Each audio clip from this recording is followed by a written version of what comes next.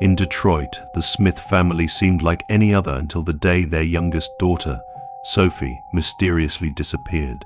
What began as a concerned search for a missing child soon spiraled into a horrifying investigation, revealing a web of lies, abuse, and a sinister cover-up.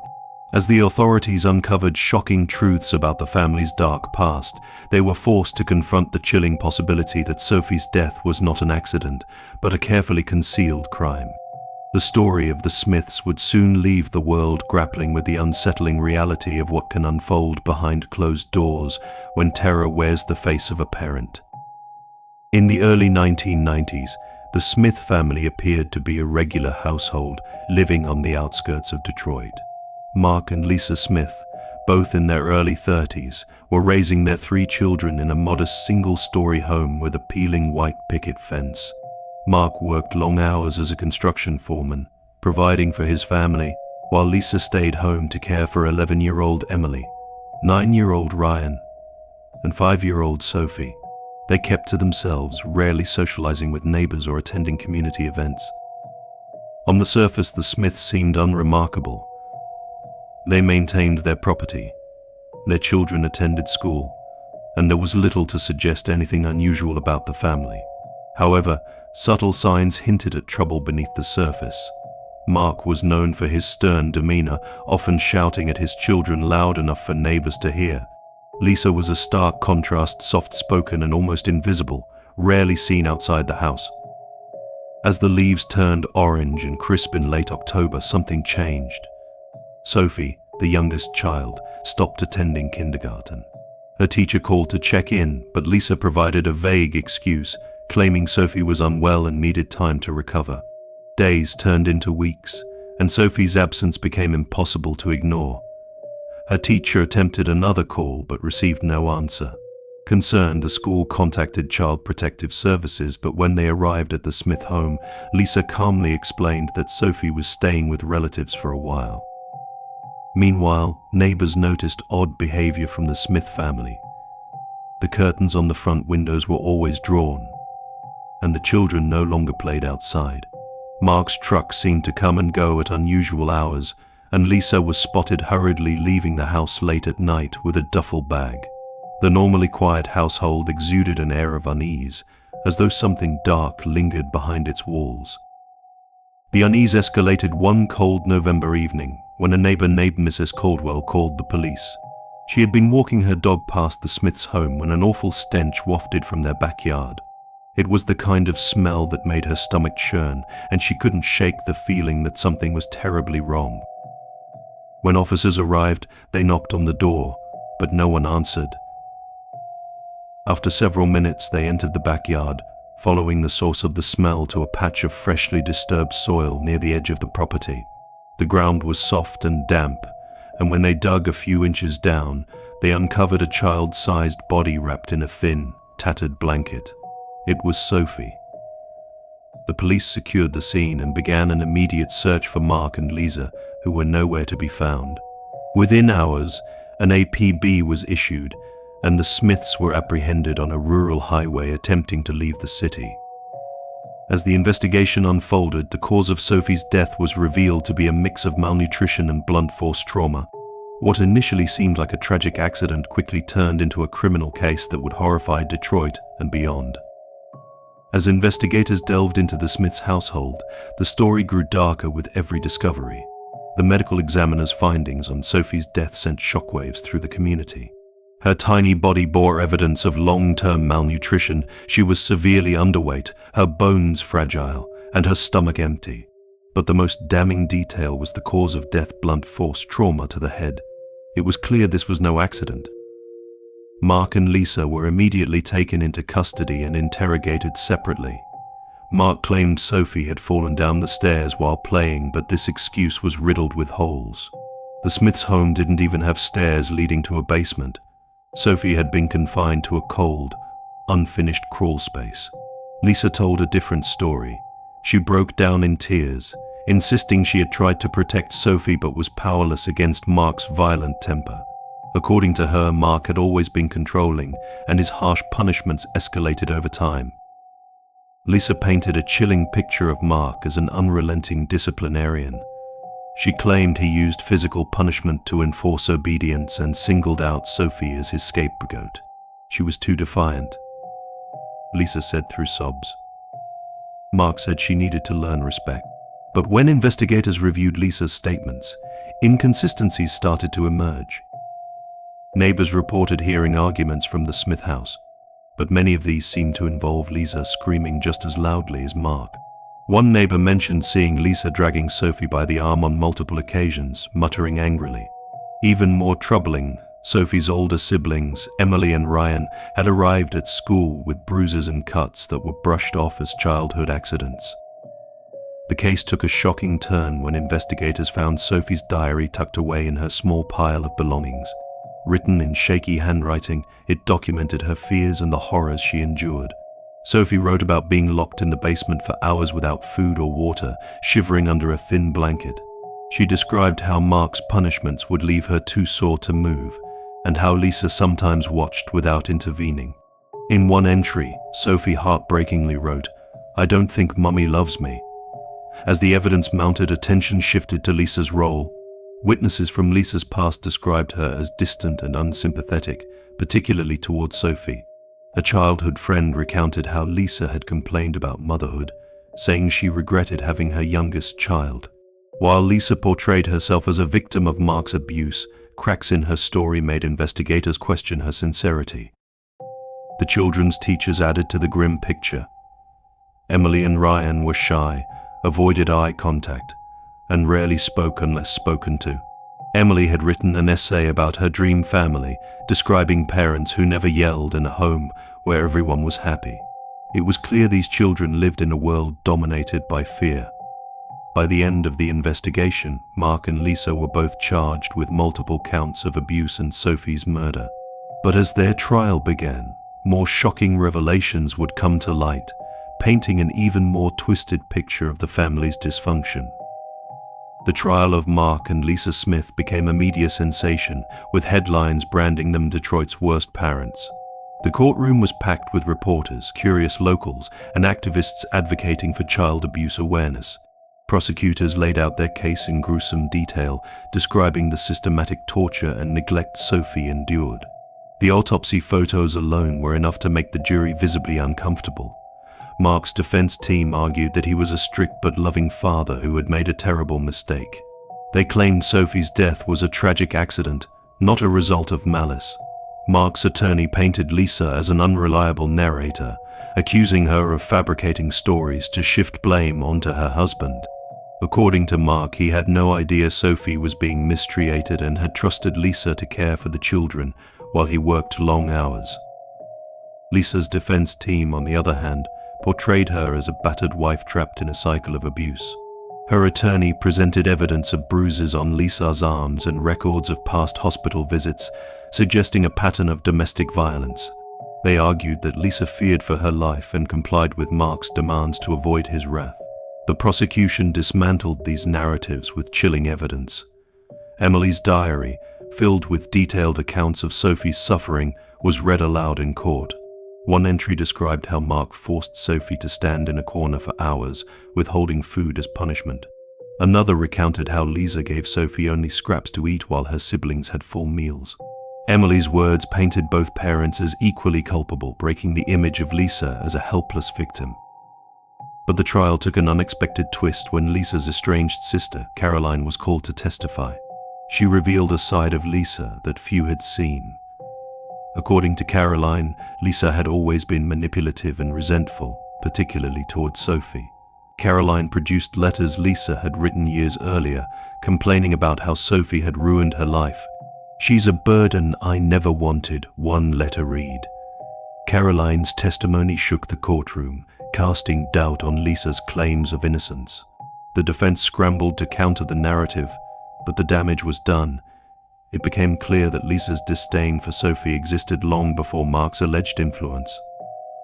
As the trial unfolded, more witnesses came forward. Mark's co-workers testified about his violent temper, recalling incidents where he bragged about his tough parenting style. A neighbor recounted overhearing Lisa and Mark arguing loudly the night Sophie died, with Lisa shouting, "This is your fault." The prosecution tied these pieces together into a chilling theory. Both Mark and Lisa were complicit in creating a toxic, abusive environment that ultimately led to Sophie's death.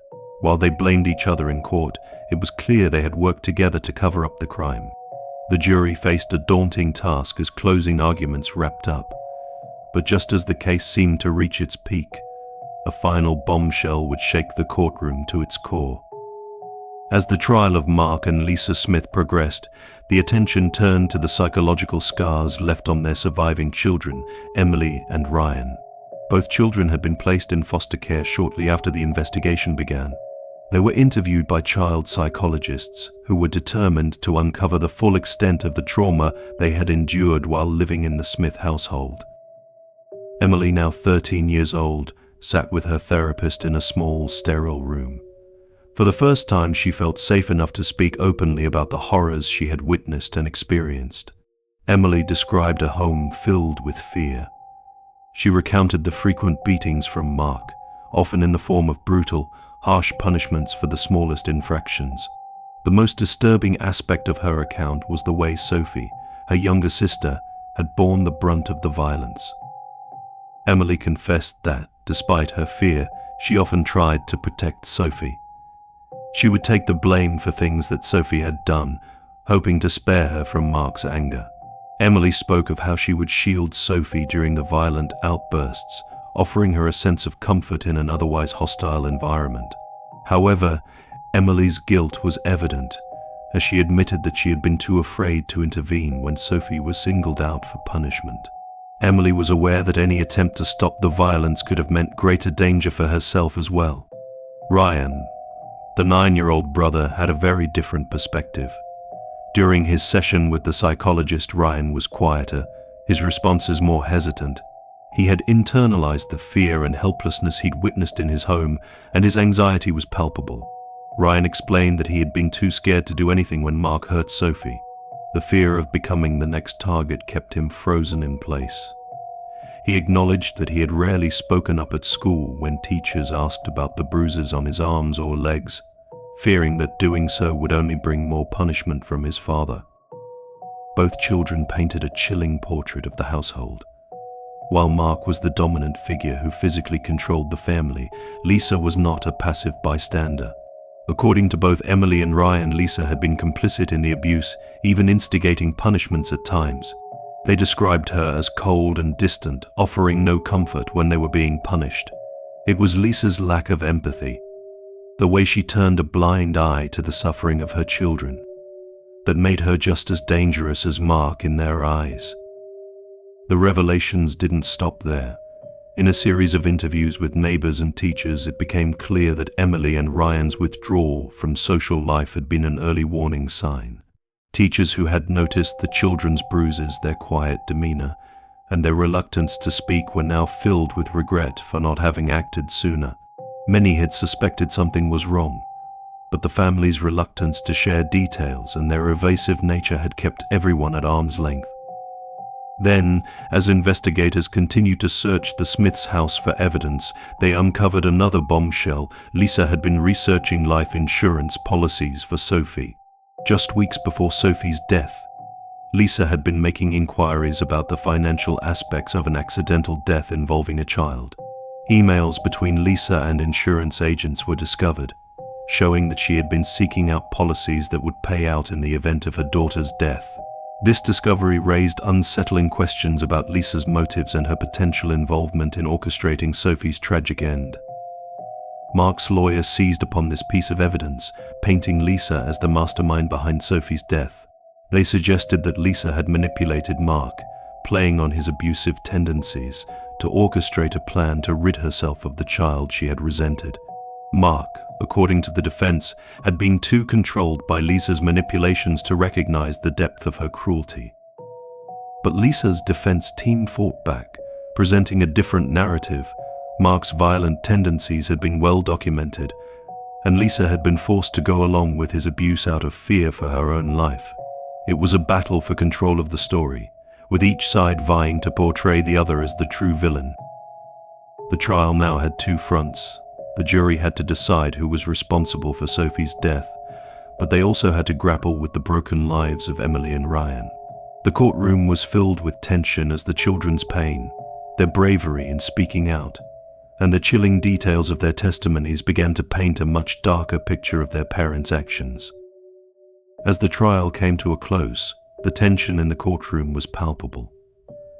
After weeks of testimony, cross-examinations, and emotional revelations, the jury was tasked with deliberating the fates of Mark and Lisa Smith. The gravity of their decisions weighed heavily on everyone present, particularly as the case had captivated the public's attention. The media circus surrounding the trial had fueled a firestorm of opinions, with the public divided over the true nature of the crime. After much deliberation, the jury finally reached a verdict. Mark Smith was found guilty of second-degree murder, child abuse, and neglect. His history of violence, his role in Sophie's death, and the evidence presented during the trial left little doubt in the minds of the jury. He was sentenced to life in prison, without the possibility of parole. The community, though shaken by the horror of the case, found a sense of justice in his conviction. Lisa Smith, however, faced a different fate. Despite the overwhelming evidence against her, including her involvement in the abuse, her manipulative behavior, and her potential role in orchestrating Sophie's death, Lisa was convicted of manslaughter and conspiracy. The jury believed that Lisa had been complicit but ultimately not as directly responsible for the fatal blow to Sophie. Her sentence was 25 years, a relatively lighter punishment compared to Mark's life sentence. Some felt that the justice system had failed to hold Lisa fully accountable, while others argued that her own role in the crime was still deeply significant. Yet the story did not end with the trial. The aftermath was filled with lingering questions and unsettling mysteries that haunted everyone involved in the case. Months after the trial, a journalist investigating the case stumbled upon a chilling detail buried in police records. A neighbor had reported seeing a mysterious figure entering the Smiths' backyard the night Sophie died.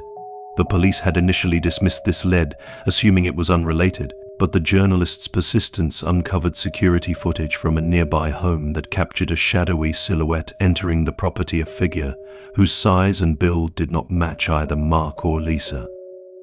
This new evidence reopened the investigation. Could someone else have been involved in Sophie's death?